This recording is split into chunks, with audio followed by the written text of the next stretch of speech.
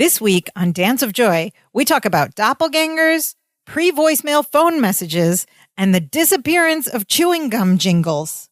All that and more as we watch Season 7, Episode 23 of our favorite 80s hit sitcom, Perfect Strangers.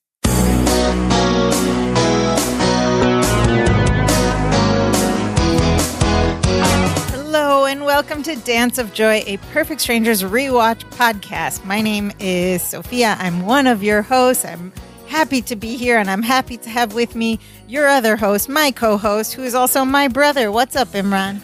What's up, cousin? How's it going? This week's episode made me think about if I ever ran into a doppelganger of myself, what would happen? Oh, my goodness. Here's the have thing, you though. ever? No. You can't. You're pretty it's almost special-looking impossible. guy. Yeah. I'd have to find another Pakistani-born person that has vitiligo for 40 years. And the same, patterns of vitiligo in your facial hair and stuff. Hair. Now, wouldn't that be wild that if would you be did? crazy. Or what if you just found another, pale guy That's who, what I'm saying. If I did, it would be a looks different kinda race. like It'd be you. just like a white guy with just who grayed prematurely. Have you ever seen someone who you're like, oh, I kind of look like that? Or that kind of looks like me? Or has anyone else pointed that out? No, I can't think of who I would look like. When my beard was dark and I'd wear a hat, people called me like Steven Spielberg. I don't know. That doesn't really, just because I look like a director. I can see it. I've seen it once. Well, first of all, this is not doppelgangerish, but remember, many years ago in our younger adulthood, I used to, when I cared more, I used to straighten my hair and stuff, and I've always worn these the Rachel. You had the Rachel. Cat-eyed, the Rachel. But I used to wear these I've always had thick Stapling glasses, but I think I had some sort of black plastic cat-eyed frames. And do you remember what you used to call me? No, Catwoman. No, Brown Lisa Loeb. Oh, and I'd be yes. and you say absolutely you I were only brown. hear Yes. what I want to. You were Brown Lisa Loeb, and now you're just like Mindy Kaling lookalike. No. I don't think I'm Mindy Kaling lookalike. I love Mindy Kaling, but I would still go with Brown Lisa Loeb. But I have one moment where I saw someone and I'm like, oh my God, is that me? Yes. And it's the freakiest thing. So mine, though, was I never met this person in real life. It was on a Zoom call. It was a webinar recording when I was learning tech stuff. And this woman. Oh, you sent me that screenshot. Yeah. You were like, is and this it was me? a side shot. It looked just like you. The front shot wasn't, but it was a side shot. She had black plastic, squarish glasses. She had this denim shirt on, and I wear the same kind of thing, open on top of another t-shirt, and her hair was the same, and her side profile, I was like, oh my God, how did I get in this webinar? Although she had a much fancier tech job than I do, and then I screenshotted it, and I sent it to you and some other friends, and they were like, oh my God, that's you. I'm like, no. That's the beauty of having vitiligo. She worked at Twitch or something. I'm one of a kind snowflake baby. Nah, I think you'll see somebody not who's your background, but who looks like you. Look, if I run into another person that looks like me, I have to take them out. It's like Highlander. There can be only one. That person's getting taken out. We can't have two other people. But they say everybody has a doppelganger. Yep. In this crazy planet, and it's definitely true in the Perfect Strangers universe this week. Yes. This week is Season 7, Episode 23, titled It Had to Be You, which doesn't allude to the doppelgangers at all. It Had to Be You, of course, probably borrowed from very famous jazz standard song. I think it's a jazz standard. It Had to Be You. Recorded by Sinatra, written by... From 1924. First published 1924, and then Sinatra records it in 1980. You know the song. It Had to Be You. Oh, it's a fantastic... I wandered around. It's one of those songs you feel like you're in an old-timey world. It had to be. It's a great jazz song. But that's not what this episode's about, is it? Maybe. Let's find out. No. Back to our focus, Javeds. We are all over the place today. Back to our doppelganger theme. If you were to have read about this episode in the TV guide back in 1990, you would have read, Balky is stuck on a woman who's the image of Marianne, and Marianne falls for a guy who's just like Balky. What a cute idea. Yes, of course. Of course, this is part 3 in our 4-parter another finale of season 7. The whole Balky, Marianne, will they, won't they continues as we have Bronson Pinchot as Balky, Mark Linn-Baker as Larry, Rebecca Arthur's Marianne, Melanie Wilson's Jennifer, and another pair we will get to, and some fun guest cameos in this episode. This episode aired on April 18th. I'm sorry, I said 1990. We're already in 1992. I forgot. Yeah, that's right. April 18th, 1992. It's the 90s. It's all the same. But in 2024, you can stream Perfect Strangers on Amazon Prime Video. All 8 seasons are available for purchase. All right, let's get into this episode. It Had to Be You. Act 1 starts in the home, and Larry and Jennifer are on the couch, and the coffee table in front of them is strewn a bunch of little scraps of paper. Now I have to explain. I feel like we have to explain what's happening. And Larry's on the phone, like the landline, receiver in the crook of his ear. He's scribbling on paper. This was how messages. Yes. Before answering machines. They don't even have an answering machine here. Yes. These aren't Post-its. Before Post-its. Before voicemail. We didn't have smartphones. No way to text anything. No voice messages. Down. No, even before cassette voicemail, although those existed then. What you would do if you shared a phone, we did it in our like college dorms, in your office, in office life. Yep. There was like special pads for phone messages. Some of these pieces of paper look like that pad, like the leave a note. And it had a pre-form. It was like who called, what time, what was the message regarding what. Those pink ones look just like that. That's how you would relate. Somebody else would answer that landline phone and you'd say, may I leave is so-and-so there? May I speak to so-and-so? Oh, they're not here right now. Do you want to leave a message? Yeah. Sure. Let them know. And then that other person would just scribble it down on a scrap of paper, and you would get like a stack of scraps of paper on your desk or whatever. Sometimes you'd have a sharp spike that could hurt you that you would put the piece of paper on. Oh, yeah. Yeah. It was just weapons. Office supplies was just consisted of weapons. Here's a spear. This is what messaging was like for I don't think we have any young listeners, but if you're out there. This implies this whole scene, paper strewn about, Larry's on the phone scribbling things. Somebody is getting a lot of messages in this household. Right. And we hear Larry say into the phone, his side of the conversation, he's like, oh, Balky's not here right now. Like I said, can I take your number? Okay. I don't know if he's free on Tuesday. Oh, second date. Lucky. Well, he's talking to Tina. To Tina. Which is important because what happened to Amy from last episode? Yeah, what happened to Amy? They were going on a second date. They were like so perfect for each other. We meet a lot of women in this. There's nothing about Amy. I thought he found his soulmate. Yeah, so he hangs up, and the implication is Balky is like flush with dates, and all these people are calling for all these women are calling for him to go on date. And he's not there. And so he hangs up the phone, and Jennifer basically tells Larry, this is bad. Balky's dating all these women. I think he's actually really lonely, and I think this is bad for him and I think deep down he's miserable.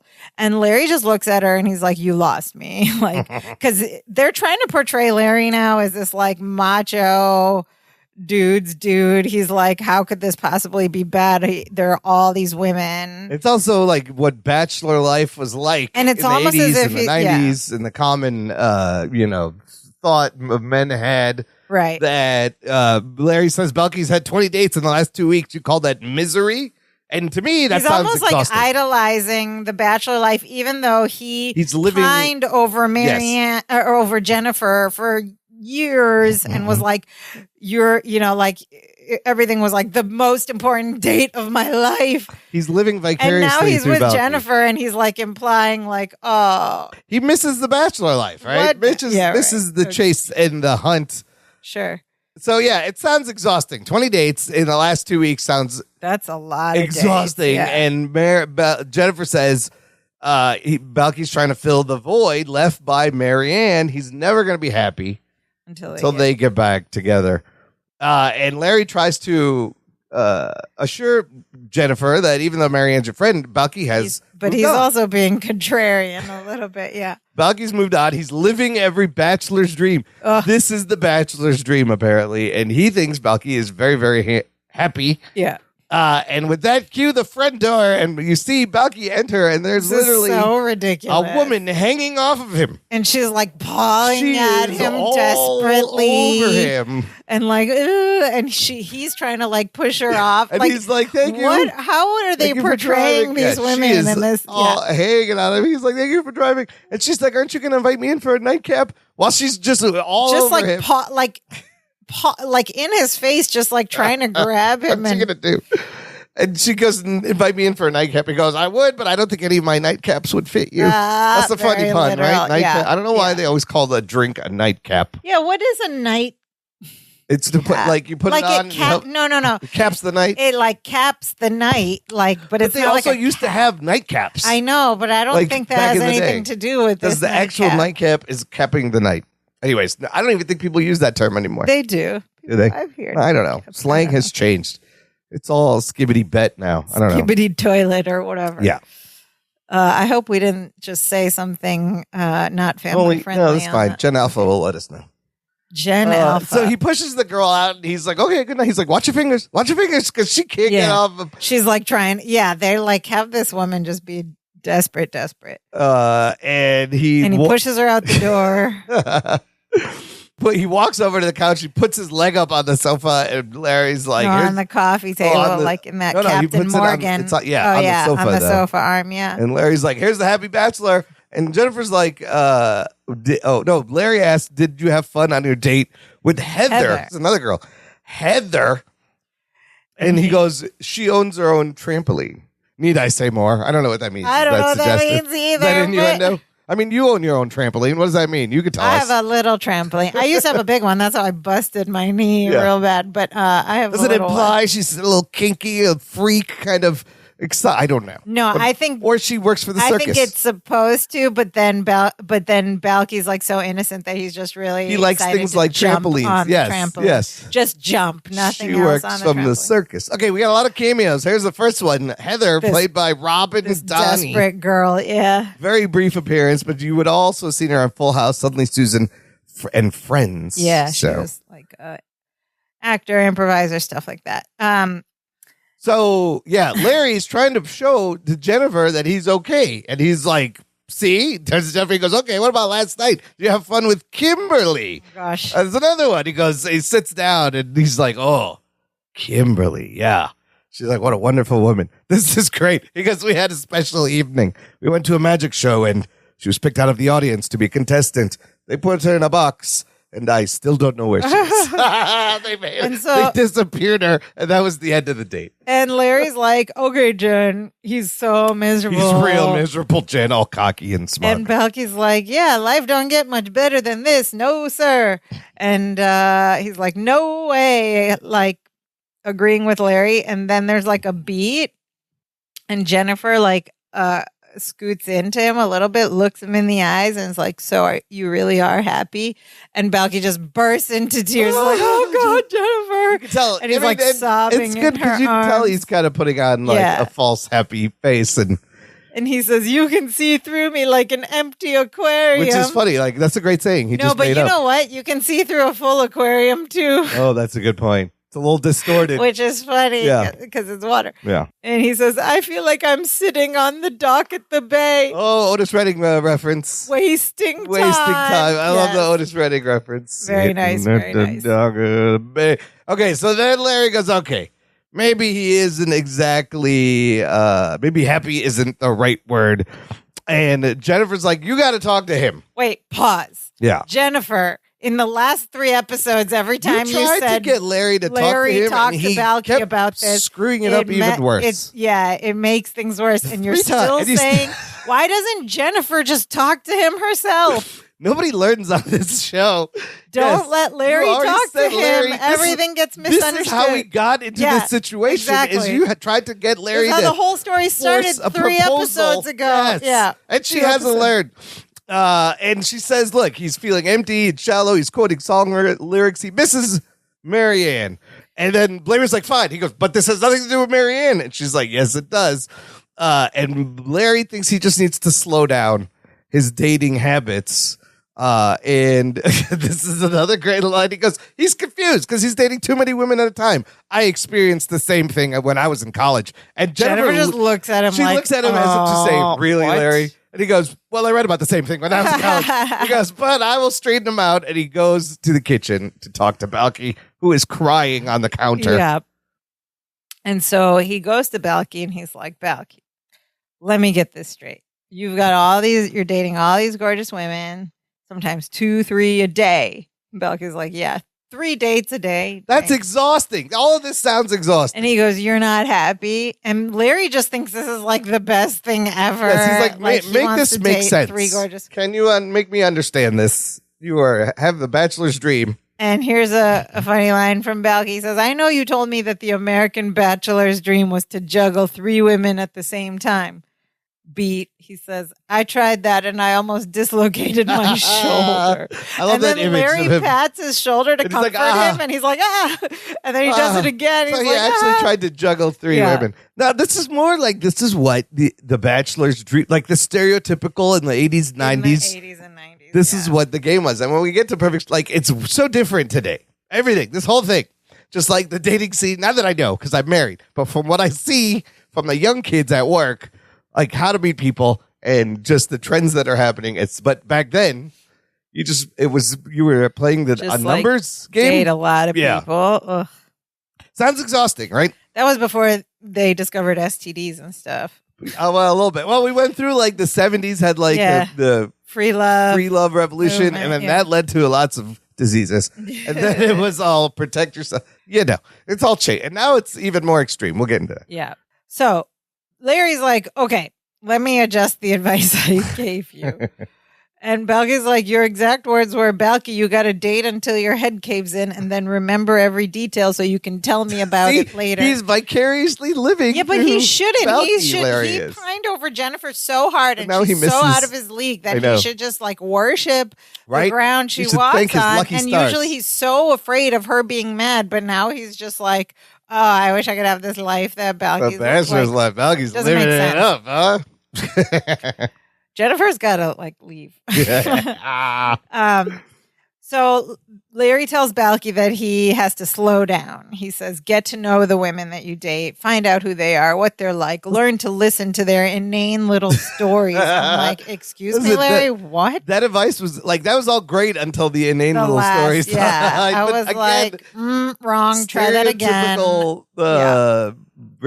Sexism back in the 80s. I can't even imagine Jennifer having inane stories. Seems pretty straightforward. Anyway, I don't know. Who knows what happens on our flights at work? Those are fun stories. Those aren't going to be inane. Okay, so some poor remarks from Larry. Then we cut to an outside shot of the house, and there's a caption that says 1 week later. And we hear Larry's voice talking to Jennifer saying, "Okay, I talked to Balky," which is weird. Like he's been talking to Balky for a week. Yeah, this conversation happened a week ago. Yeah, I guess. What they were just talking about. "I talked to Balky. He's happy." End of conversation. Maybe he's been talking to him throughout. Oh, okay. And Jennifer doesn't agree. She's like, he's not happy. And I think he still loves Marianne and Marianne still loves him. Larry says I think he's over Marianne. And then Balky enters. And he looks very happy and excited. And he's like, "Oh my God, I'm glad you're both here. I have great news. I've met her, the girl of my dreams." And he sits with them on the couch. Is it Amy? Them. Wasn't that Amy? Yeah, wasn't that Amy? I need to know what happened to Amy. He says, "I've met the girl of my dreams and I owe it all to this big Cucamonga over here, Cousin Larry." And he shoves him. What's a Cucamonga? I thought that's like a town. I thought it was like a snake. Sounds like a snake. Cucamonga. There's Rancho Cucamonga. Sandy place or place of many It's a springs. Shoshone word, Cucamonga, which means sandy place. Yeah. So I don't know why he says there's a place called Cucamonga. It's a sandy Was place. there any other Cucamonga reference in this? What did he mean to say? In the early 90s that were... No, this big Cucamonga over here. I think they just looked for a funny word. Cucamonga? Yeah, I wonder if there was something in the zeitgeist around 92, like a song or something, where that word would have been more... It's fun to say. Around Cucamonga. Okay. Thank you, Shoshone, for Cucamonga. And then Balky says, okay, I owe it to cousin Larry, and we're going to all go out to dinner tonight to celebrate, that's kind of a weird thing, too, because he's just telling both of them that he's met someone, and then he's like, we're all going to go out to celebrate as if they've made this plan already, but he just came in with the news. So anyway, he decided for the group, I guess. We're all going to go out to dinner to celebrate. And they're like, oh, cool, congratulations. And Larry's like, where'd you meet her? And Balky says, on the carousel in the park about an hour ago. I think she was swayed by the fact that my shirt wasn't tucked into my underwear. Okay, so first of all, he's on a carousel by himself. No kids. That's probably weird. A little creepy. But she liked that my shirt wasn't tucked into my underwear. Does this mean like because he was the only one who wasn't a child there? All the others were children. He was different than the other guys who are all tucked in. He's a little wild, a little carefree. Oh, like stiff. Like shirt tucked in your underwear means like you're a stiff office guy, straightforward. Yes, tucked into my underwear. I was thinking it was like everyone else was a child and somehow on the carousel and he was the only adult that's what he meant. And the kids all had their but I don't understand this shirt tucked into my underwear, what it's meant to imply, or you could be like a stiff office guy who's like so. No, now I think it was that he was the only adult on the carousel. But I don't know that that's a thing that children are known for. Well, I don't know. If anyone gets this, let us know. We're lost on some of these lines today. Okay. And Larry goes, look, shouldn't you get to know her a little bit more? And Balky's like, sometimes, love just hits you in the stomach and makes you nauseous. And this girl makes me sick. I love that. Love sick. Yeah, very nice. And he's like, she's in the kitchen right now. Oh, my God, she's there. And he's like, I want to bring her here, introduce her to you. And he's so excited, and he runs to the kitchen. Larry's like, that's a happy man. He's met a girl. He's moving on with his life. He owes it all to me. Jennifer's like, I don't buy it. He still loves Marianne. And Larry says, I know how you feel, but Marianne is in his deep past. He is over Marianne for good. Yes. Okay, Larry. And as soon as he says that, Balky comes back into the room with a woman who looks exactly like Marianne. Well, They made it very obvious. It's a Marianne that this doppelganger, same hair. She doesn't. The face dress. is totally different, but they gave her this wig that's like the exact same hairdo as 1992 Marianne. Yeah, it's a horrible. And this wig. like flowery dress, and the face is different. I think they.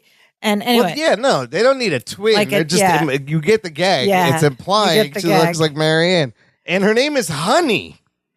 Again, Balky goes, honey, this is cousin Larry and his wife, Jennifer. And she's like, pleased to meet you. Listen, I thought it was interesting that and there's like some other funny stuff about this name, Honey, but I think they should have named her like Sherry Fran or something. That would have been too, like some of this, I wonder if they were like, it's too on the nose. We don't want to be so obvious. Mary Rose, or at least a two name. A two name, like a Lisa Marie. It doesn't even have to rhyme. Yeah, Marianne. But there should have been a little bit of parallel with the name, I think. But Honey is such an interesting name for a character. Why Honey? But that must have been because they say her last name later, and we're gonna get to that. It's funny, I guess. Together, they must have been an inside reference or something. Or is Honey like a ditzy blonde girl's name? No, I think because of the last name, it's like a stripper name.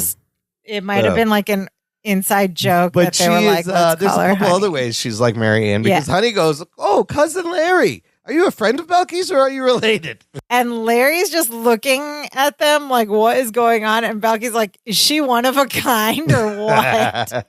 She's not. She's two of a kind, I guess. And then she says, Balky, you said that before dinner we could race our jackets down the laundry chute. Oh. And Balky's like, last one up the stairs is a rotten egg beater. Rotten egg instead beater. Of egg.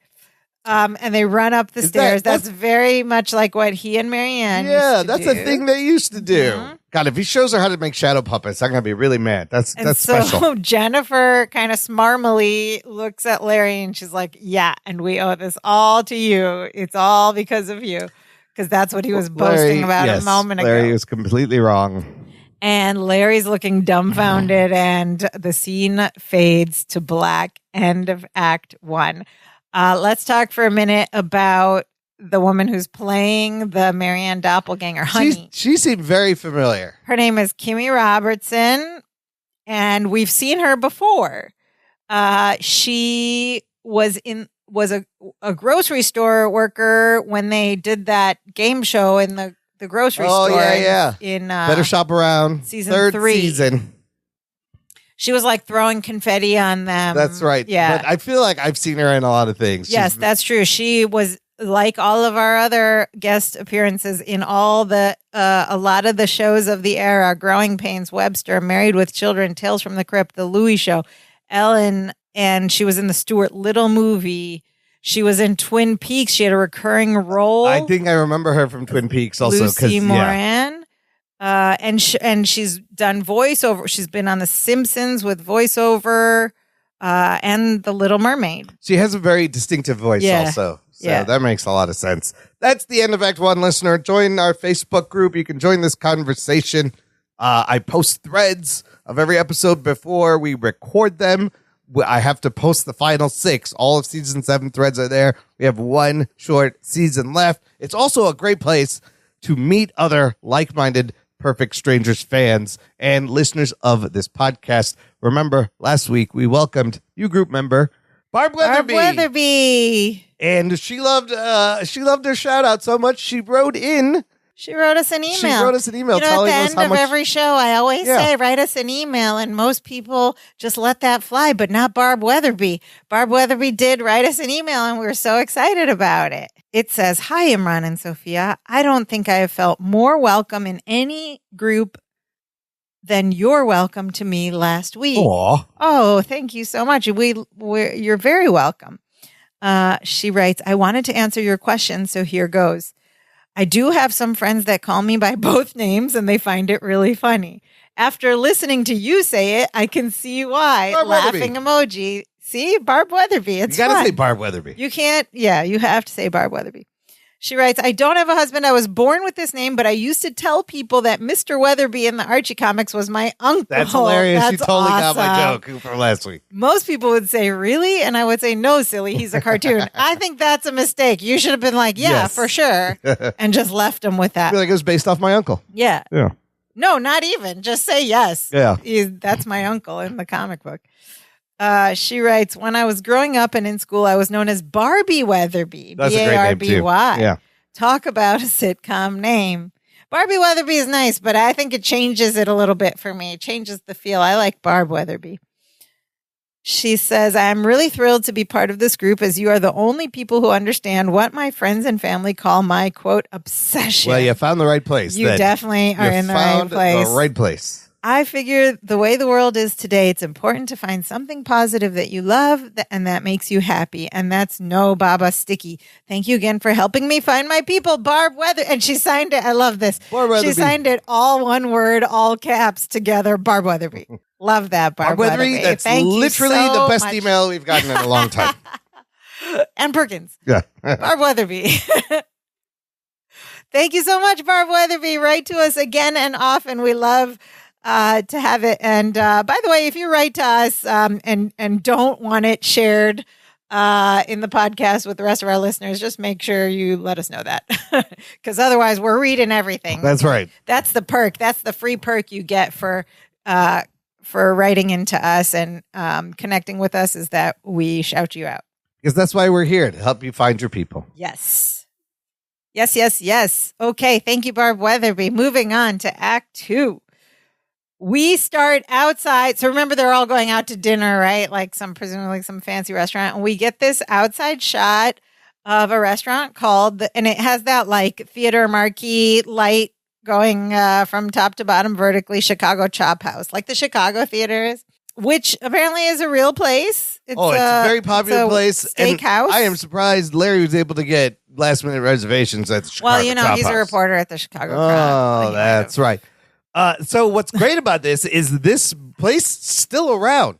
It was built in 1897, and it's a 120-year-old Victorian brownstone. Oh, wow. It was built as a restaurant, or the building was something else? I think it was built as a restaurant, but it's that sign still there on Ontario Street, Chicago Chop House. Yep. Still in existence. It's kind of crazy. I remember seeing this. I've driven by this. I was like, I remember this thing. Yeah. No. It was not because the restaurant opened in 1986. Oh. The building was from there. The restaurant opened by a guy called Henry Norton in 1986, which incidentally is the same year our cousins met each other. The restaurant is still going. It's gone through various owners since then, but it's still there. So that's cool to see a little glimpse of real Chicago. Then we cut to the inside, which of course is not the actual Chicago Chop House. It's whatever every other restaurant on this show has been. With carpeting. Set. Yeah, with the green carpeting. And we see Balki enter stage left with, or stage right, our left, with Honey. And he's telling her, I think you're really going to love this place. The food's great. The service is great. He says, and the breadsticks are just small enough to stick up your nose. Balki being Balki. That's what he does with breadsticks. And then the host of the restaurant. The maitre d'. We call it the host now, turns up and says good evening. And guess who it is? It's Robert G. Lee. It's our guy. It's the delivery man. Balkai Bartokomouse. / opening warm-up guy for the shows. Leroy Appletoon. / what was the last thing we saw him as? We just saw him almost starring in Larry's play. And then storming off because the director was his ride. He was Brad. That's right. Lead. This just a couple episodes ago. In Wheat. Wheat. Yeah, he was almost going to star in Wheat. And now he walked away and had to get another job. He lost his job and now he works here as the maitre d'. Works at the host at a fancy. He probably makes a lot more money. He probably still does deliveries during the day. I'm Balka. Leroy Appletoon. So that's our guy. Of course, Balki hugs him. This may be his final guest appearance on the show. So he asks, he does like, may I help you, this and that. And Balki gives him a hug, right? And he says, Bartokomus party of 4. And he looks around like confused because there are only 2 of them standing there. And Balki says the other 2 are in the parking lot. My cousin is negotiating with the parking attendant. Because he's cheap. So he seats them at one of those U-shaped booth tables it's like right that we've in the seen middle before. Of the set. And several, we've seen that. It's open to camera side. Yeah. And then Jennifer and Larry finally enter. And Larry's like, Jennifer, for the last time, I was wrong about Balki. And Jennifer's like, it doesn't matter who's right or wrong. What's important is what we do about it. Got any ideas? He says he has none, but he just saved them $1 on parking. Because he probably haggled with the parking attendant. That was a lot of words and lines for a very mid joke about basically being cheap. Yeah, he's cheap and they have no ideas what to do. Combined with Balki's lines just before is like a lot of wasted real estate. I think there's a little bit of filler.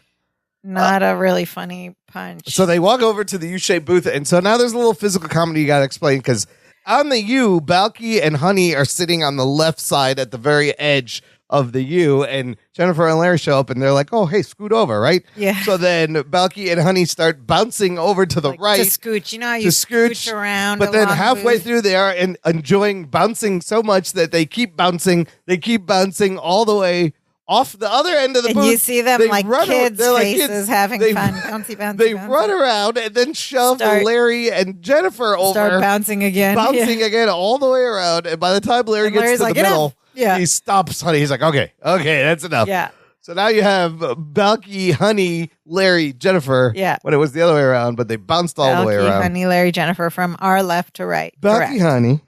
And then we cut to the front of the restaurant a little bit, and Marianne walks in. Of all the restaurants, oh my God, what a coincidence! In all of Chicago, but maybe she had first I was thinking of all the restaurants of all of Chicago, how would she walk into the same exact one? But then actually, maybe like they would go there together a lot before, and so they each have new partners and had the idea to take them with the same. Yeah, it's very fortunate for the story, but yeah. So the story is the coincidence that she happens to show up, and I was like, you know what?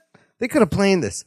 Jennifer could have been like, yeah, they could have explained it better if they had them planned. Marianne is going to, she's got a date. What if we meet that there? Would satisfy us as viewers a little bit more. Entirely just this way you're like, really? Like Chicago's massive. Yeah, do you know how many only restaurant that's open restaurants right now. there are in this city? But okay. Yeah. So she's like, she has a restaurant reservation. She's talking to Robert G. Lee. And Jennifer's like, oh boy, no. look who's I walked in. And Larry's like, okay, don't panic. He's like, I'll take care of it. And he goes to Belky. He goes, Belky, I think you should know an old friend of yours is here. And he kind of nods his head that way. And Belky turns around and sees her. And he goes, Marianne. And you're like, oh my God, this is the first time they've seen each other that we know in like 3 episodes after this whole thing has gone up. And Marianne is wearing a lovely, just dark plain black dress with not a flowery dress. And Balky like tells Honey to follow him over to say hi to Marianne or something. And Honey is wearing a very like that 90s, early 90s, like, what did we call it? Like sofa upholstery, flowery. Well, it's funny because dress. her dress matches the booth upholstery that they're sitting on. It's almost like the same flowery pattern. That flowery, the flowery stuff was everywhere. But I thought it would be funny here if they had them dress alike, the two. See, I'm wondering how far they wanted to go because there's a gag like that later with with the guys. They were like, we don't want to make it too obvious. Yeah, maybe, but I think the names should have been more parallel. Does it show that Marianne's maybe evolving her tastes and she's growing and she's trying different things? She's not. Their hair is the same. Anyways, their hair is exactly the same hair. Yeah, because Marianne walks over, Balky's there, Honey gets up. It's all very awkward. They say hi, right? hi, and Marianne says, hug. Yeah, it's like this awkward hug, and Balky's like, how are you? Mary says, fine. Marianne says, fine. She says, you look great. And he says, thank you. You look great too. Balky says, you look just great. And Marianne goes, are you happy? And Balky says, I'm happy. Are you happy? And she's like, couldn't be happier. He's like, I'm happy to hear you're happy. And then he brings up Honey. He goes, Honey, this is Happy. I mean, Marianne, this is Honey. And Marianne says, nice to meet you. And she goes, I love your hair. Marianne says, I love your hair. I could never get mine to do that. It's so funny because it's exactly the same hair. And then Balky invites Marianne to join them. And Marianne tells him she's here with her date, of course. And Balky says, no problem. That's great. He can join us too. Yeah. Where is he? And Marianne's like, I think you're really going to like him. And she turns around to the entry, and behind her, he's probably parking the cars. And of course, a man who looks exactly like Balky and is dressed in a vest and poofy sleeves. And Balky's also in a vest and poofy sleeves, a really nice vest. This guy looks different just color like Balky, palette. And the maitre d' steps up to him and he hugs the maitre d'. There was a lot of similarities here. Everybody's like, what? This is a pretty great, it's a pretty great gag. And it gets even better when you find out who is playing this individual. None other than Bronson Pinchot's brother, Justin Pinchot. Brilliant. We have seen the back of Justin's head several times on this show as a stunt double. Now he gets to be there. They don't look like twins, but they look similar enough that you're like, related. Oh, they're brothers. So it's a cool thing to use him. I feel like Justin's voice is a little deeper. The voice is different. The face is a little different, but it's similar enough. I wonder if Justin wanted to be an actor or if Bronson had to like coach him and like what he thought. I'm sure they gave him some, or maybe he's like been around his brother so long. He's been on sets, obviously, because he was doing. We should look up. I wonder if Justin Pinchot done any other things. But what a great thing that Balky gets to work with his brother, and that the brother gets to show his face and not have to be like the mama stunt double or the Balky stunt double in those episodes.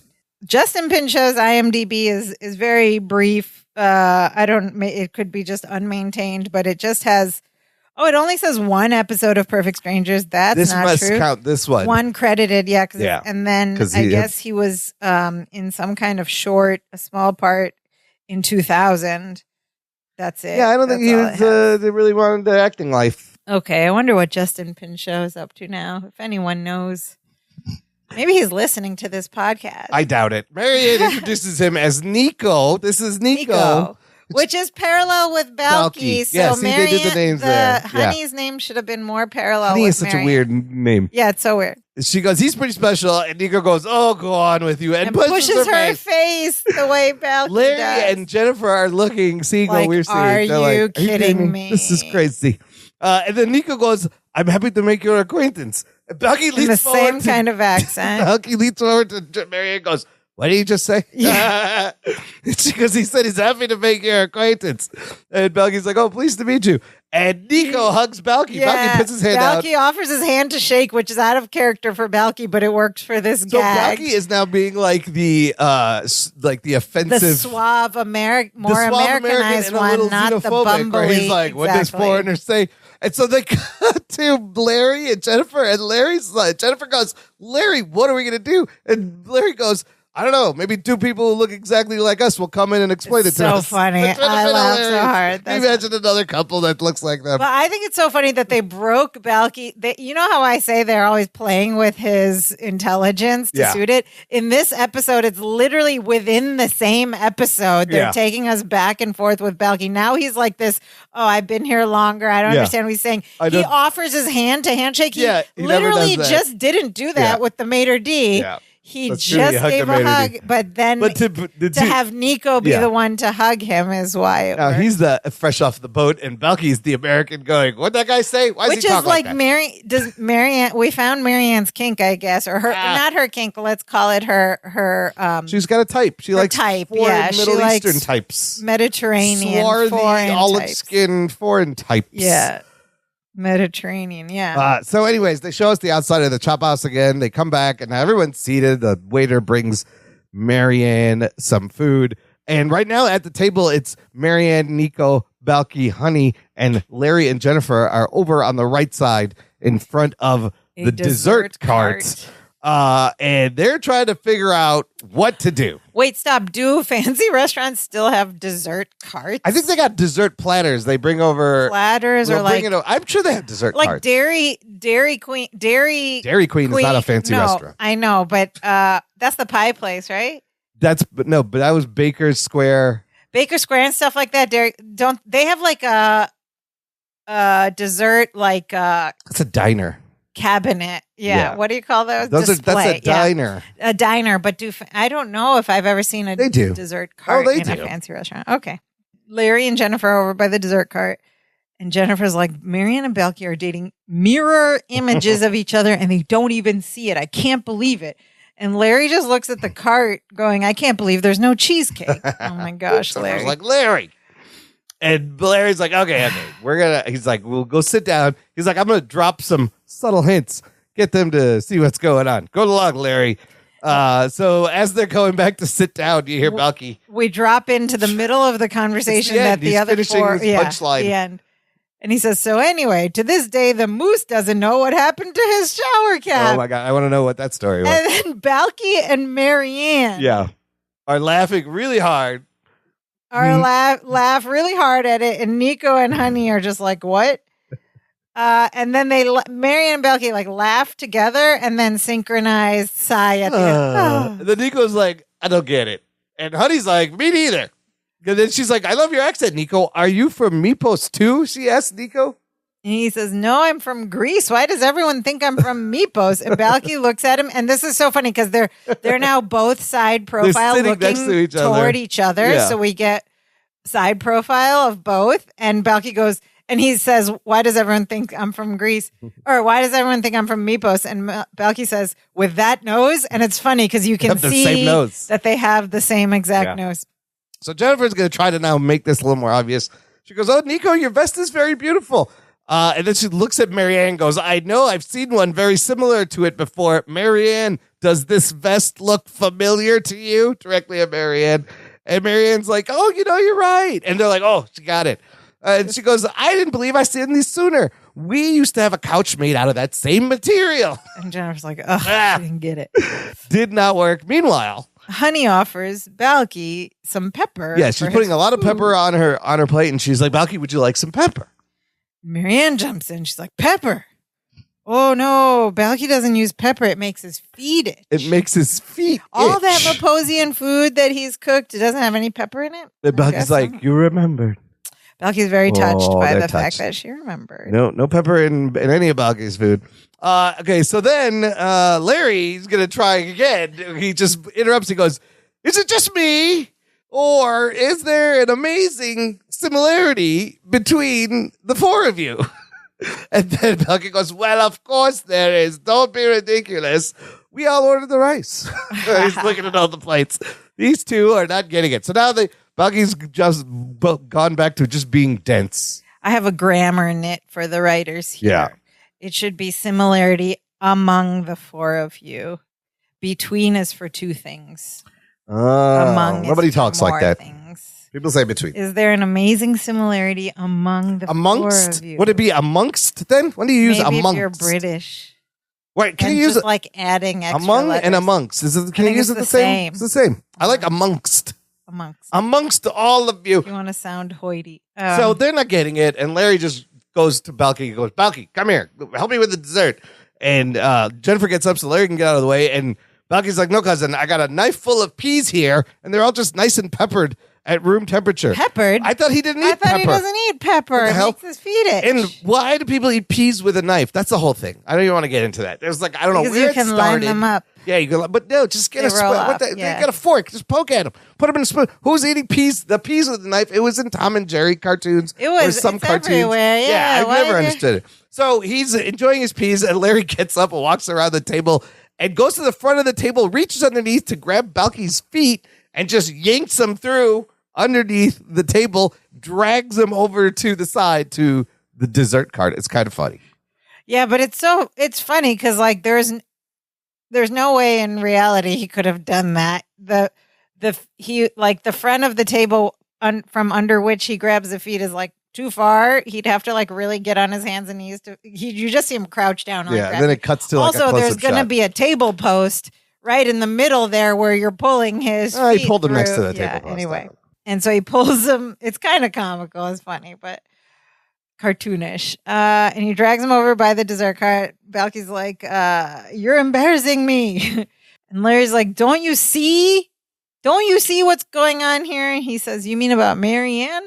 Yes, I see it. I can't believe you brought that up. I thought I was the only one who saw it. Nico is all wrong for her. He says he's just got that silly accent. He smells of goat cheese and those clothes. Stop it. Take him shopping. And then he like pulls down on his own vest and it's the same outfit. But you're right. They just flipped him into this like xenophobe. Yeah, he's just like this assimilated American who's smells like goat cheese. He just described himself. Yeah, exactly. Then he goes, plus, he's got the attention span of a child, being more not self-aware. Yeah. And he looks over, and they're all balancing spoons on their nose. And he goes, oh, they're balancing spoons on their noses. I want in on this. And he walks back over. And then he, like, in his impulse, run back over there, he kind of goes to the side of the booth where Marianne is sitting. Yeah, makes her scoot over and sits next to her. And then they both realize they're sitting next to each other, and there's like this silent pause where they look at each other, and then Balky goes, wrong seat. And then he gets up and they do this funny reshuffling commotion scene where Marianne and Nico also get up and reshuffle. So now Marianne's on the inside and Balky in the meantime has run over to the other side. Can I scoot in there? And he makes everybody come out. And he goes on the inside and then they all scooch in and suddenly Balky and Marianne are sitting next to each other but on the inside of the booth. Trapped. And they're like, oh no, we did it again. And their shoulders touch and they felt some electricity and some chemistry. Anyways, that's tingles. It for the dinner because we transition back to, I don't know, the next day. It's daylight. We get an exterior shot of the house. And Jennifer's bringing some snacks and stuff into the living room, a bowl of popcorn, all this stuff. Like they're expecting company and they're going to watch having an event. A movie or something. Right.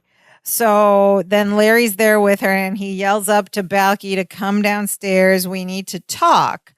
And Larry says to Jennifer, he's like, I don't get this. I was sure they would catch on last night when people in the restaurant kept coming up and asking them if they were the Doublemint twins. That's very topical. That's a very 80s. Dated reference. Remember those commercials? Yes. Wrigley's double gum. your feeling, double your fun double your with pleasure, Wrigley. Double your pleasure, double your fun with Wrigley's Doublemint. And the commercial featured twins, like different twins doing things. Like playing tennis. Yeah, and riding bikes. They're all over.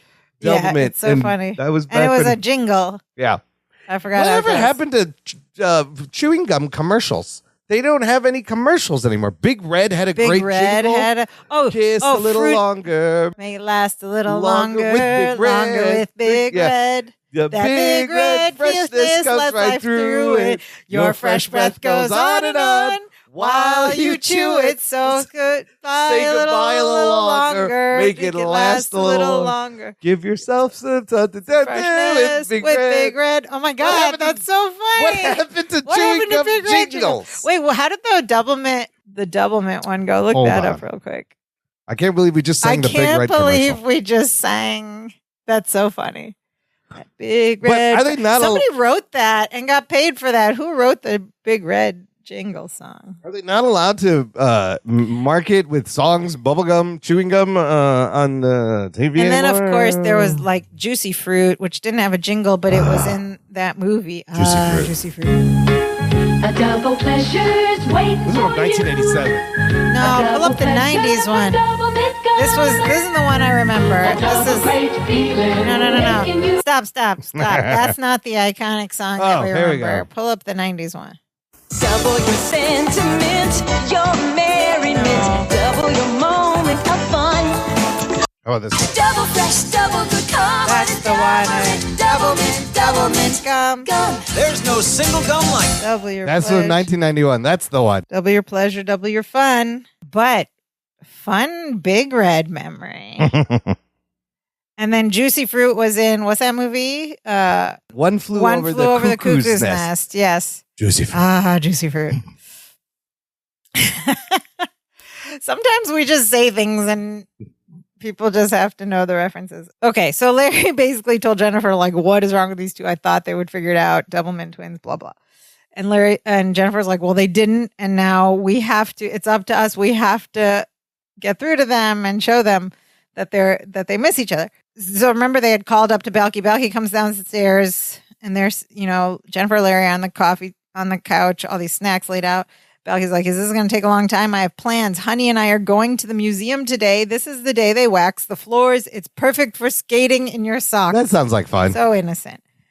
And Larry tells him to sit down and he's like, we want to ask you about something. How do you feel about honey? And Balky goes, oh, I adore honey on a muffin. In tea, I have to go with granulated sugar. They already made the first mistake of asking open-ended questions. You got to be specific. And Larry says, I mean honey the girl. He's like, oh, Honey Leibowitz. So this is where Honey is why Leibowitz the way he says it, I feel like it's somebody they know in real life I or don't something. know who Honey Leibowitz somebody is. on the crew. He's like, oh, Honey Leibowitz. Yes. She's terrific. She's so sweet, innocent, naive, yet with an occasional spark of genius, Just which like is somebody else. Marianne moment of clarity, we used to call them. Yeah.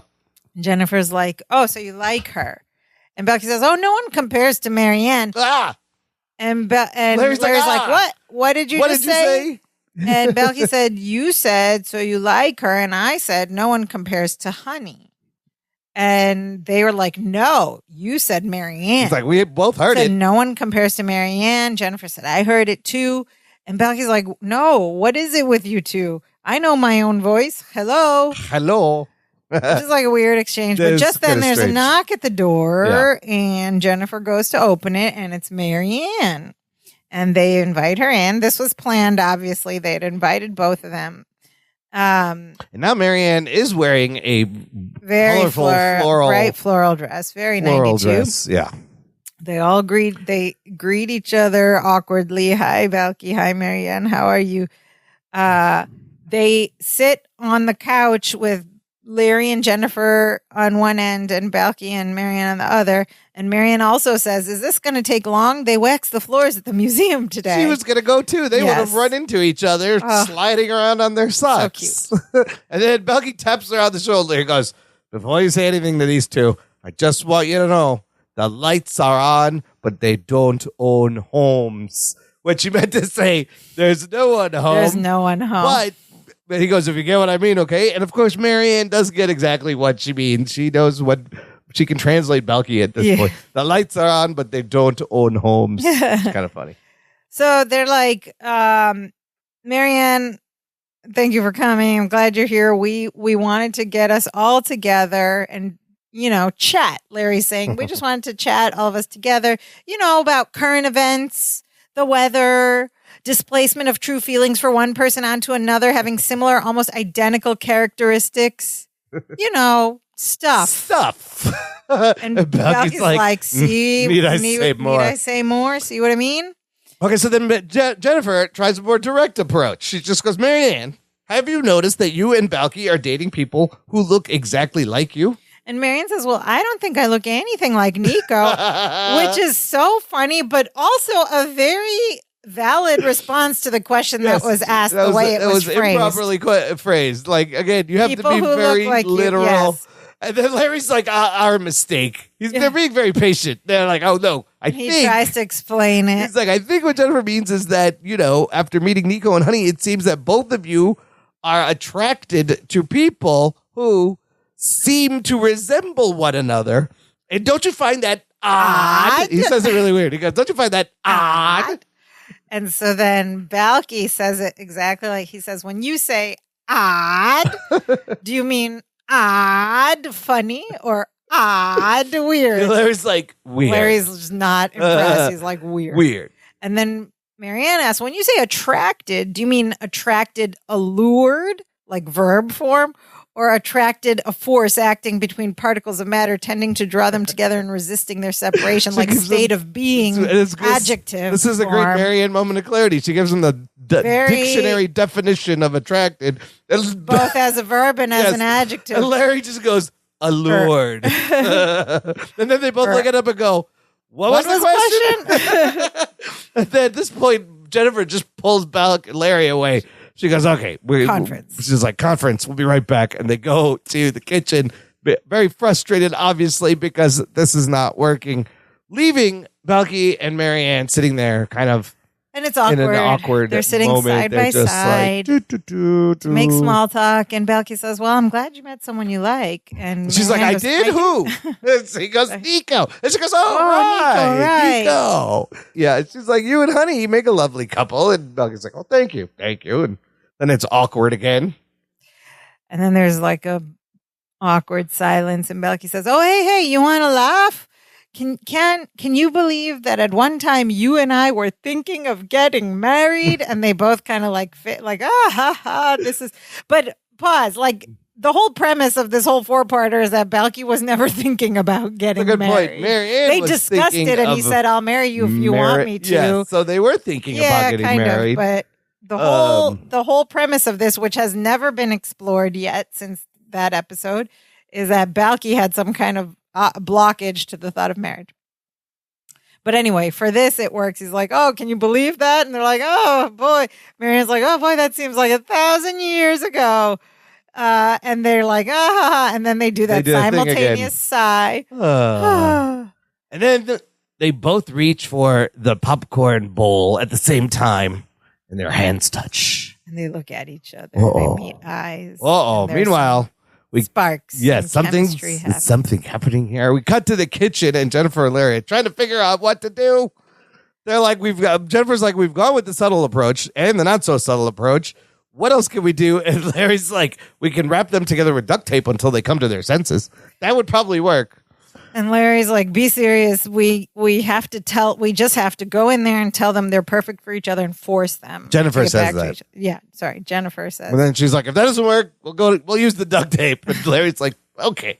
And they walk back through the kitchen. And Larry's like, okay, you two, listen up. But then we pan over and Balky and Marianne are getting hot and heavy on the couch. They're just making out. They're making out. They're, it's like avert your eyes. I mean, it's not that bad. They're just it's pretty 9:30 though. It's pretty 9:30 time slot. I don't think they would have shown, because previously this whole 7 seasons, what we've seen like little pecks and like this cartoonish like dip kiss. The dip, yes. But we haven't seen like this kind of between them. So this is very not for this extended of a time. Like it's very 9:30 slot, I think. Or Jennifer's like, oh, I guess they got there on their own. And then Larry's like, well, now this I like. I'm like, ew, Larry, turn your eyes away. Don't be a creeper. He's like, this is good. You two kids get reacquainted. Take it slow. Spend some time together. Who knows? You might even. He's like talking at them while they're making up. You might even have a future together. And then they like part for air, and Balky just turns around, turns his head and says, Marianne and I are getting married. And then they go back, and then Larry and Jennifer are shocked and roll credits to be continued for one final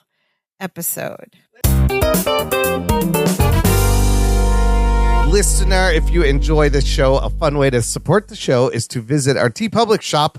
danceofjoypod.com/shop will get you there, and you can adorn yourself with t-shirts, hoodies, cell phone cases. Well, don't adorn yourself with a cell phone case, but coffee mugs, things to wear, things to hold, things to put other things in, all with the Dance of Joy logo on it, so you can show the world your obsession. If you have an obsession, you need to show it. You need to show it at every chance you get. Dance of Joy t-shirt on. That's how you show it. And if you're in the Facebook group, you know that I've just asked a question, crowdsourced a question about your and my team name. Where we might be entering a speed jigsaw puzzle competition later this month. But I think our uniform should be Dance of Joy merch. Oh, I've got a T-shirt and a hoodie. It's a little warm for a hoodie, and it's going to be.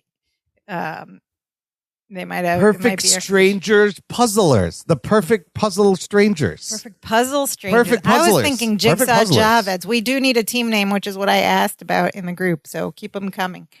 Yeah. But speaking of merch, yeah, wear it to events. I wear mine to the grocery store all the time, just so people. That's great. And wear it to places where you think a lot of Gen Xers might be around because. That's our demographic. Yeah, no, go to the produce store, hold up a cantaloupe with your Dance of Joy podcast t-shirt and a cantaloupe in your hand. Cousin, this is a cantaloupe. Then send us a picture. Anyways, what do you think of this episode? Apparently, I guess, this is crazy. When it first aired in season 7, this was part of an hour-long season finale. They showed both episodes back to back. They never did that before, but it was an hour block to wrap up the season. Because everybody wanted to know what was going to happen. We're not going to do that here. I haven't yet watched the last episode. We're going to save that for the next episode. Correct. What did you think? I don't know. We're slowly getting there to the denouement, the resolution. At least we got Balky and Marianne back together, and they have apparently are engaged now. I think this doppelganger idea was cute. It was cute. It was cute kind to of fun. watch. It was fun. There was some fun physical comedy. But the thing that's bothering me about this whole four episode arc is that we're not addressing or talking at all about the whole reason, like Balky's blockage toward wanting to marry Marianne. And then they're showing him as some like grieving person who, like someone who's missing her and like depressed about it. But I'm like, you're the reason. Like she should be the one that's having the harder time because she realized you don't want. Well, she's dating too, clearly. I know, but like, why is he so distraught? He's the one who messed it all up. He's the one who didn't. So anyway, I get it. They're trying to show that he still misses Marianne, and they're trying to get him to realize it. You had to date a lot of girls to realize this, I guess. But also there's another thing that's bothering me. This probably very 92 and very like, because it was like a very straightforward, basic thing to build a story around. But like, what is their insistence on them two getting married? Like, why does the marriage part have to be what breaks them up? Why can't they just be together? They can just live together. But like Jennifer and Larry are like marriage. But originally Jennifer was pushing it because they were they were flying for work and they came back and she's like, Marianne, all she talks about is Balky. She really wants to be married to Balky. Well, Marianne wants to get married. Right. I guess. But that's where. But they need to there's not enough for this to completely make sense to me, like exploration of why Balky. No, you're right. You just have to. You just have to like go with what they're presenting on the surface. You're like, why is he actually? This doesn't make any sense. But if you put that aside, the concept for this particular episode was funny. Like they find people who are dating. Yeah, they're still stuck on each other and don't get it and are oblivious. Like, fine, it's cute, it's adorable. They're finally together. Which some closure was and I want to know what the conversation on the couch was, where Balky was like, "I want to marry you." We missed the proposal. Did he just ask her to marry? Where's the proposal? Let's get married. Did we just miss all that? Will we find out next episode? And did she say, "How is it that you want to be married now? What have you learned? How have you changed? Is this different from you're wanting to marry me just because I want to get married?" Oh yeah, no, it's unimportant. It's all irrelevant. What is important is how will they get the amount of goats required for the ceremony in time. And that's what Mama I need to know. Coming? And will he walk on his hands down the aisle as he said you're supposed to? Exactly. Is Mama gonna be there? Are they gonna? Yeah. What are they gonna do? Yeah. What did our listeners think, sister? Okay, first up we have listener cousin Jason Kurinko. Jason Kurinko writes, "This was a fun one. I enjoyed the callbacks to Otis Redding sitting on the dock of the bay, racing jackets down the laundry chute, and I even think the Chicago Chop House is a recurring set. It was super fun to see Kimmy Robertson and Justin Pinchot as Bizarro, Marianne, and Balky. Yep, that's exactly what they were. I wasn't such a fan of Larry's advice on juggling 3 women and having to listen to their inane little stories. Thank you, Jason Karinko. You get feminist points from us. But by the end of the episode, we can all breathe a sigh of relief that this made-up marriage melodrama is finally over. Let's get these crazy kids hitched." Man, that took 3 episodes. Finally there. All right. Thank you, cousin Jason. Next up, we have listener cousin Pam Hitchcock, who writes, "While it started out pretty brainless, but the saving grace was the physical comedy at the restaurant. I especially liked Larry pulling Balky out from under the table. That was a little far-fetched, but it was funny. The first time I saw this long ago, I kept trying to figure out if that was Bronson in a dual role. Of course, now I know it's Bronson's brother, who has also stood in for him in other episodes to get the angles they needed. What was Balky talking about when he said he and Marianne almost got married when they were in a relationship? I don't think so. See, they weren't. Thought about, but the the dialogue is like forced and doesn't make sense. Yeah. She writes, "I feel cheated that Balky didn't propose to Marianne on screen as the payoff to the episode." Yes, we want to hear that speech. What? I can't believe they his did it that transformation. Maybe it's coming in the next episode. Maybe, but clearly by the end of this, they're like, "We're getting married." Explain yourself, Balky. Explain yourself. He asked her. He proposed, and she accepted. We missed it. And she needs to explain. We need to see how this is different than before. Yeah. Anyway. Cousin Pam writes, "I didn't love or hate the episode. Meh to one that could have been written much better. Agreed. This is about 5 Bibi Bobkas / Baba Stickies. It's 5 right in the middle. For Pam. Cousin Pam. Thank you, Cousin Pam. Next up, we have ding, ding, ding. Listener cousin Barb Weatherby. Cousin Robert Weatherby. Cousin Barb Weatherby writes, "This one was not too bad for me. I don't mind them stealing tropes from other sitcoms when they are done this well." Is this a trope? A common one? Which? I don't know. The doppelganger thing? Maybe, yes. The doppelganger thing, definitely. Okay. I think I've seen that in other things where they just, they're dating similar looking people. I definitely, that's been used before. Okay, so that's a trope. She writes, "I love the physical humor in the restaurant. Great to see Bronson's brother Justin as Nico. While I guess it makes sense for Balky and Marianne to be clueless as they are clearly denying their feelings, you have to wonder why Nico and Honey didn't see what was going on. Those two need to hook up. That's the other thing I was thinking. Nico and Honey would probably make a great couple. They just shuffle them around. But they're different. I don't know. Yeah, true. Or also, why don't Nico and Honey go, "Hey, wait a minute." Exactly. So nobody. All 4 they're all of them are just thick. dense, oblivious people. Only Marianne and only Jennifer and Larry are see it from the outside because you think, that's so funny. And even by the end, they never realized it. They just started making out with each other. They didn't see it by the end. No. Okay, Barb Weatherby continues. "As for the characters, it is nice to see Balky just denying his feelings instead of being completely oblivious. I also wonder at Larry, who is supposed to know Balky better than anyone else, thinking and saying Balky has moved on." Larry doesn't know what he's talking about. Yeah, that's true. That's how is Jennifer reading Balky better than Larry reading Balky? Also, Larry, you spent the best part of this series loving Jennifer and only Jennifer and just wanting to be with her and get married. So now you're having fantasies about being single so soon?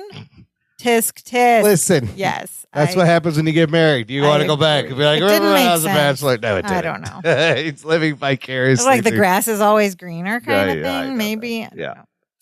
And she writes, "The Balky Ann." I love this. She called herself Balky Ann Shipper. Yeah. Very Gen Z of you, Barb Weatherby.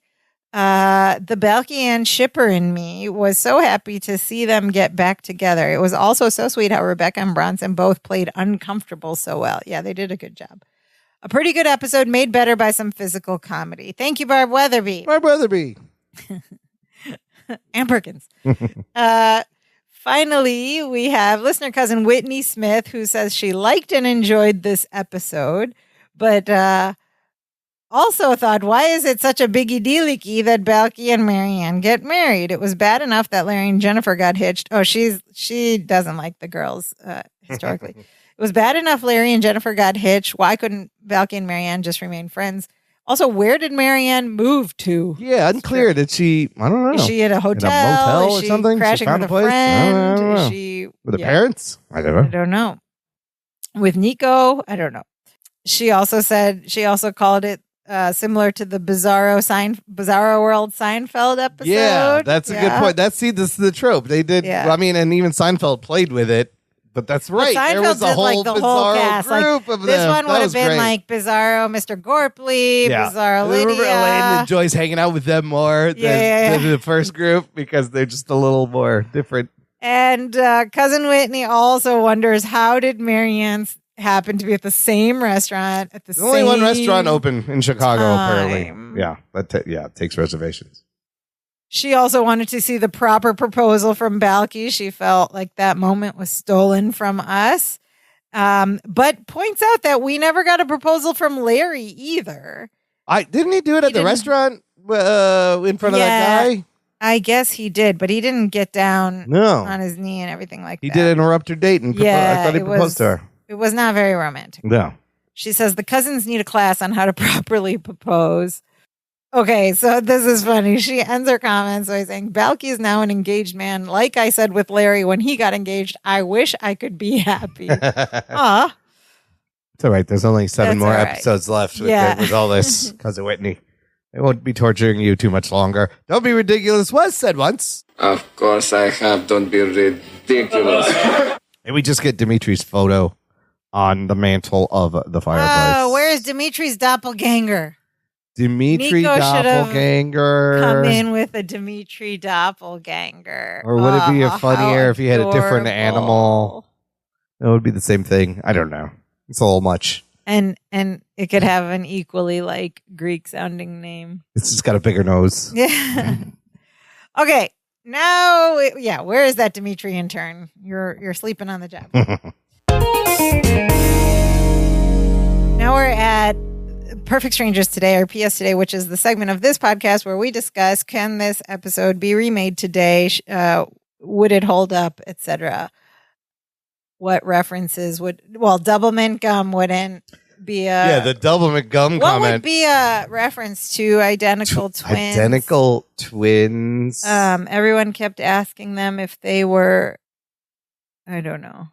There's no popular like identical. Yeah, I don't think there is anymore. Twin, but the thing about if you have a type and you end up dating the same kind of person, that's still a thing. Like that still plays. Yeah, mm-hmm. That hasn't aged. You can still do that. I don't know about meeting accidentally at the restaurant, especially characters on a show. Like they're made to be certain characters. They're given character traits. Yes, in the writing, so you would be able to do that in a modern show. What was the last thing you said? The thing at the restaurant, just coincidence. I guess you could still do a coincidence, but now it would be like they were stalking them on social media. They knew they were there or something. You know what I was thinking? It would be a better coincidence if they ran into each other at the museum on the wax day. Oh, while they're sliding around and they bump into each other. That would have been cute. But yeah, otherwise... scraps of paper for phone messages. Like, how would you wouldn't have somebody else taking your messages. You would just be bombarded by DMs. Cousin, my phone is blowing up. My DMs. Or they would have he'd be out of the room and the phone would be there and Jennifer and Larry would just be hearing dings. Ding, yeah, ding, it'd be ding, like, ding, what's going on? He's like, oh, Balky's I think blowing your up. phone's going to explode. Yeah, he's on 15 dating apps at once. Yeah. This is too much. Yeah, you can modernize this for sure. You have to do all that. Because here's the thing, the line he said, this is what I was going to say. The line he says about get to know a person, take your time. Now, we don't do you that. know everything about the person, really, before you meet them. You have to disclose these things. Or you like stalk them a little on the internet. Them, or over like a dating app, you to go your back first and forth. date and you're like, oh, you're a firefighter, huh? Yeah. Or like whatever. It allows people to come right to the chase, going, I'm looking for this, and this. This is exactly you. Yeah. Let's go. The other thing I realized, like I'm watching on Instagram, you watch these like relationship reels videos pop up, and it seems like this generation, this may affect everything, that like guys don't even want to date anymore. Women complaining like, where are all the men? And the men going, we're at home playing video games. No, women don't want to date anymore. And women don't want to date. I hear the same complaint. I see the same complaint online and stuff from the male side saying, where are all the women? No, the women's standards are too high, or they want. Yeah, and that's the why women are just like, no, we just stopped settling for stuff, and we're like not interested in you. Both so get sides. over it. I mean, nobody wants to date, and like all these women are like, it's like hot and cool to be single and just doing your own thing, which is good for me. The world finally came around. I'm doing my own thing. Don't want to participate in this nonsense. But it's wild because I think the birth rate has come down. You know, maybe marriage rate has slowed down a little. It's just weird that it's hard to meet people. And now, both sides are like, we don't want to have to deal with this. We're just going to stay home, watch Netflix, and women play video now, games. and the Netflix has a lot to because women are not like out there actively searching. Like people are still into romance, right? But we're not so desperate about it because we have Bridgerton now. And you can just watch certain episodes over and over, But but there's that whole thank trend you, Shonda Rhimes. of like guys, videos of guys are like, I went on these first dates and spent so much money, and I have not seen these. We have very different algorithms. That's so funny because both sides are doing it. Huh? That is fascinating. Because I'm seeing the women's side being like, we don't want that. I'm done spending hundreds of dollars on first dates only for nothing, and I'm just gonna stay home and play video game. But I don't know. I guess it's weird out there. It's not as black and white as it used to be. I guess I don't know. I mean, you've been off the market for a long time. Yeah, I know. That's what I'm saying. I can't speak from experience. I just avoid the market altogether. I can't imagine. I'm too lazy to do all like that. being on these apps and things. It sounds exhausting. I mean, it's a nightmare. This dating, 3 people a day sounds exhausting back then, but this also sounds exhausting. But now we have polycules and stuff, so that's kind of a thing now, too. You're like, cousin, I got a girlfriend. She's got 2 other boyfriends and 4 girlfriends. Yeah, that could be the modern. Yeah. Or like the 4 of them could just be one big. Oh boy, that's what would happen. The world's very different. But maybe it was a little simpler back then. You just went to singles bars, whatever bars, those are. whatever that is. You mean a bar? Yeah, just anywhere, just the bar. Now you gotta hope you meet someone at the Home Depot. I like to go to singles grocery stores. I'm sorry, I just mean the grocery store. Like the Home Depot is a singles bar. Everywhere I go is a singles spot. The singles gym? Yeah. The singles coffee shop? Yeah, okay. So, pretty high score for PS today. You can have a lot of fun with it. Yeah, you can have a lot of fun with it. All right, well, that's it for this week. Finally, next week, oh my Lord. We're wrapping it up. Season 7 finale. Get out of the city. And the finale to this conclusion of this 4-part. Is it a wedding? Is it going to be crazy? Is anybody going to get cold feet? Yes. Is it going to be the actual wedding or just like the planning? We didn't see the proposal. Are we even going to get a wedding? The proposal, yeah. But after that, we got 6 episodes left. 1-2 season break specials, a wrap up. Oh my Lord. How is Marianne going to break whatever lease she has to move back in? Maybe she's just crashing with. Did she just go to the YMCA? Isn't that a thing you do? Where she's crashing with her friends? Maybe she just booked a lot of work gigs and has been on the plane. Oh, maybe she just sleeps on the plane and got a hotel room anyway. There was no Airbnbs back then. Yeah. In the meantime, another way to support the show is by visiting our website and clicking that buy us a coffee button. Just like Barb Weatherby did last week. That was amazing. Thank you, Barb Weatherby. Barb Weatherby does all the best things, but it's a little virtual tip jar. Keeps the show going. All proceeds go back into maintaining the cost of this show. We appreciate everyone's contributions and donations and support. If Barb Weatherby buys a T-shirt or something and sends us a picture, I think we have to crown her like she did all the things. Fan. She checked off all the boxes. All-star fan of the There's a couple of people like that. We might have to figure out. Yeah, we have had different over the seasons. We've had different all-stars come in and out. Listen, every commenter we read, every episode everybody's is an all-star. You're all all-stars. We love you so much. Make them feel bad. You guys are great. You come back every week. I feel like we have this great discussion. I'm just trying to get Barb Weatherby to buy a shirt. Or everybody to buy a shirt. Buy a shirt. Who is going to be the allest star of the all stars? Who gets the gold, the silver, the bronze? All-stariest of the all stars. Hey, now you're an all-star. Get your game on, folks. No. All right.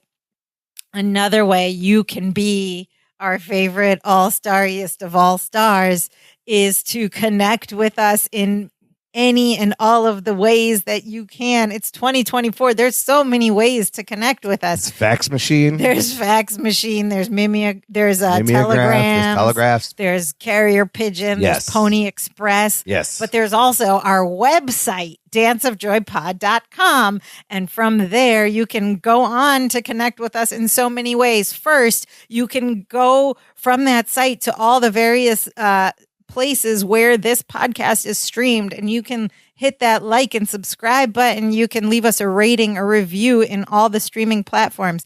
You can also, straight from our website main page, leave us a voice message. There's a little button there. Come talk to us. We'd love to hear your voice. We'd love to hear what your if your friends call you by your first and last name, like Barb Weatherby. Let us know. Share it with us. Have you met or seen your doppelganger, and what was that experience like? It's a little creepy, I think. You can also send all of these comments and just say hi in writing to our email address, danceofjoypod@gmail.com, like Barb Weatherby did. Be like Barb Weatherby. We love to get emails from you. Or you can hit us up on any of our social media accounts. We're on Facebook, Twitter, and Instagram at Dance of Joy Pod on all those platforms. But Imran, what is the most important thing our listeners should do? Always have chewing gum jingles ready at the Bring back the gum jingles. The gum commercials is my call to humanity. Now, the most important thing, of course, sing that jingle and then tell a friend, spread the show. That big red freshness. Spread the big red freshness. It lasts right through it. Listen to the show. Your fresh breath will go on and on. Goes on and on. While you listen to it. While you chew it. Here's a joy. Makes your breath 10% more fresh. A little longer. Say goodbye a little longer. Make your, what? Long-lasting freshness. With something with big red. We already sang it once. I don't remember. We'll brush up on the lyrics and get back to you. That's it for today. Now we are so happy. Now we are so happy we do the dance of joy. Hey, hey, hey, hey, hey, hey, hey.